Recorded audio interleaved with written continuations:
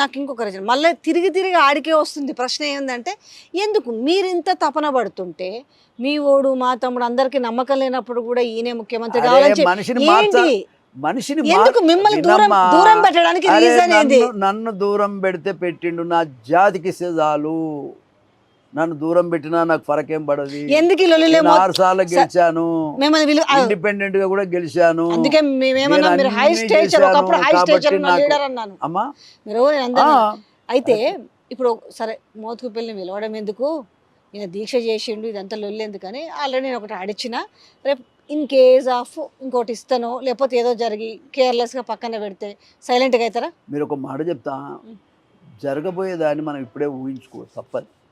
ఏదున్నా మీకు అర్థం కాలేదు ఇన్ని రోజులు అప్పుడే పరిణామాలు అర్థమైతే నాకు ఇప్పటికి కూడా ఒక నమ్మకం ఏముందంటే రేవంత్ రెడ్డి గారు ఖచ్చితంగా నేను ఇంత జిజ్జుగా ఈ సమస్య ఇంత ముందుకు తీస్తానని ఆయన అనుకోని చాలా చులకనగా చూసిండాడు. ఇది చాలా ఈజీగా నిర్ణయం చేసిండు. కానీ ఇది కులాలు కదా, జాతుల కోసం కొట్లాట్లు వస్తాయి. కాబట్టి మా కులాన్ని మొత్తంగా రాజకీయంగా మరి బొందబెడతా అంటే ఎవరు చూస్తూ ఊరుకుంటామండి? భావి తరాల వాళ్ళ కోసం నేను కొట్లాడుతున్నాను. నేను 70 ఏళ్ళ మాదిగ బిడ్డగా నా బిడ్డల కోసం నేను కొట్లాడాలి, నా ధర్మం అది. నా కోసం కాదు కదా, ఎల్లకాలం నేను ఉంటానా? నేను ఆల్రెడీ 70 ఏళ్ళు వచ్చినా ఇంకో 5 ఏళ్ళు ఉంటానేమో. మరి రాబోయే కాలం అంతా ఎవరు చేయాలి పని అంతా? చిచ్చు పెద్దగానే రాజేసినట్టే కనబడుతుంది. అయితే ఏం లేదు, మా హక్కుల గురించి మేము మాట్లాడుతాం.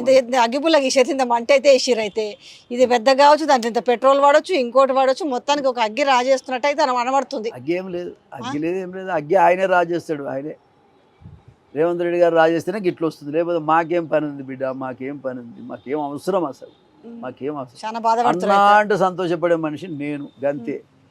అసలు ఆయన గెలిచినాక మాట్లాడిరా, పోయిరా? మాట్లాడిరా 2 సార్లు కలిసినా మాట్లాడినా. కానీ ఇక కొత్తనే కదా, అడావుడి వ్యవహారం చెప్పిన నేను. అది కూడా అనేక విషయాలు సామాజిక కోణం నుంచి కూడా చెప్పా. మంచిదన్నా తప్పకుండా అని అంటాడు, కానీ కాదని చెప్పడు కదా, అన్నాడు అప్పుడు. కానీ ఆ తర్వాత జరుగుతున్న పరిణామాలలో ఎక్కడ నన్ను ఇన్వాల్వ్ చేసినటువంటి సందర్భం. ఈ ఓవర్ పరిణామాలలో చూస్తే ఎందుకో మీ గన్ షాట్, మీ కక్షో సాధింపో ఎవరి మీద అంటే నాకు కడియం శ్రీహరి మీద కనబడుతుంది. లేదండి, పిచ్చి, నాకు కడియం శ్రీహరి మీద పైసలు తీసుకొని వచ్చి నేను ఒక మాట చెప్తున్నా మీకు. నాకు ఈ సృష్టిలో ఎవరి మీద నాకు వ్యతిరేకం ఉండదు. మీరు ఆలేరులో పోయి ఒకసారి నా గురించి మీరు తిరిగి కనుక్కోండి. ఏ కులపొల్లు అయినా సరే, నాకు వ్యతిరేక పార్టీ అయినా సరే, నేను అట్లా ఉంటాను. కానీ ఏదైనా ఉంటే అనేస్తా, అంతవరకే. ఆ తర్వాత నేను దాన్ని పట్టించుకోను. కానీ మనము గత ప్రభుత్వంలో అసలు ఆ ముఖ్యమంత్రి అనే వ్యక్తి అసలు కలవలేదు, గిట్లనే చేసిందని అనుకోని మళ్ళీ గీడికొసరికి గిదే రిపీట్ అయితే మాత్రం ఇప్పుడున్న ముఖ్యమంత్రికి తెలుస్తలేదని జనాలు కూడా అనుకుంటారు కదా. చూడు ఒకరు ప్రయత్నం చేస్తారు గంతగానము, ఆయన ఎందుకు అపాయింట్మెంట్ ఇస్తలేడు అనేది మరి ఈ అపవాదు కూడా షురు అయినట్టే కదా. అరే పెద్దది అది, నాకు అపాయింట్మెంట్ ఇవ్వకపోవడం ఏందని నాకు కూడా అనిపిస్తుంది కదా. నాకు ఏమనగా రెస్పెక్ట్లో మాత్రం నేను ఓర్చుకోను. రెస్పెక్ట్లో ఎక్కడ దోకా జరిగినా నేను ఓర్చుకునే మనిషిని కాదు. అది ఆయనకి ఎరికే. రేవంత్ రెడ్డి బాగా తెలుసు, టీడీపీలో ఉండి చూసిండు కదా నన్ను. కాబట్టి నేను ఏ పరిస్థితుల్లో కూడా మా మాదిగలకి 2 సీట్లు ఇవ్వాలి.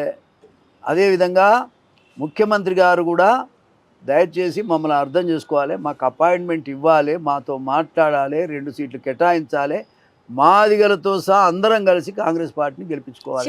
లేదంటే 116 నియోజకవర్గాల్లో మాదిగల యొక్క శక్తి ఏమిటో ఖచ్చితంగా ప్రజలు నిరూపిస్తారు.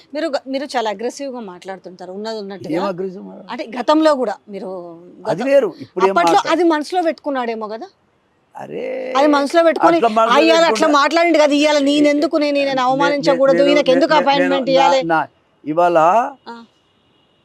ఇప్పుడు ఎప్పుడు ఎందుకు. కానీ నేను ఆయన ఏమన్నా అనుకోని నేను అయితే ఆయనకు వ్యతిరేకంగా లేను అని నేను అంటున్నా. అది నా మనసు. ఏమన్నా ఉంటే ఉండని, మరి ఆయన మనసు నాకేం చేసేది అట్లనే కనబడుతుంది. మరి ఉన్నాయో మరి అదే కొంచెం అనిపడుతుంది. ఒకసారి కొంచెం వెనక్కి తిరిగి చూసుకుంటే నాకు తెలియదు, అన్ని మర్చిపోతాను, నా దగ్గర ఉండవు.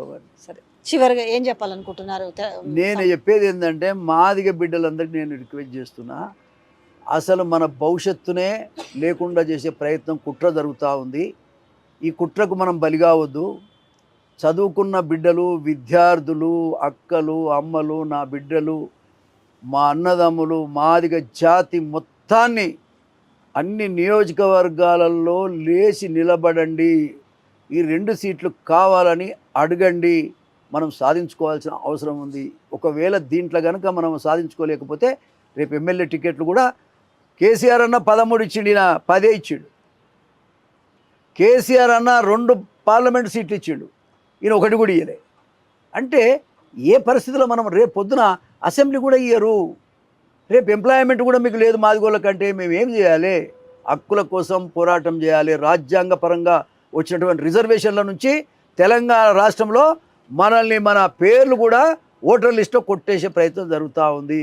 అంతేకాదు అన్ని రంగాల్లో కూడా అన్నిట్లో కూడా మనం రిజర్వేషన్ లేకుండా చేసే ప్రయత్నం కనబడుతూ ఉంది. అటు రేపు ఇవాళ ఎంపీ సీట్లు రావు, రేపు ఎమ్మెల్యే సీట్లు రావు, రేపు ఎంప్లాయ్మెంట్ రాదు, రేపు చదువులకే మనల్ని దూరం పెట్టేటువంటి కుట్ర జరుగుతూ ఉంది. దీన్ని ఎదుర్కోవాల్సిన అవసరం ఉంది.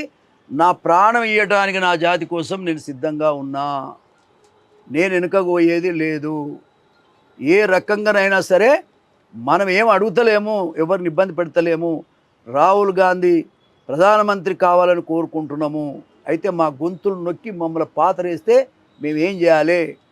ఇది మంచి పద్ధతి కాదు. సోనియా గాంధీ నాయకత్వం, పాపం ఆమె ఒక వాగ్దానం చేసిందంటే వాగ్దానాన్ని కట్టుబడి తెలంగాణ ఇచ్చినా సోనియా గాంధీ గారు కృతజ్ఞతగా మేము అందరం సపోర్ట్ చేసినామండి.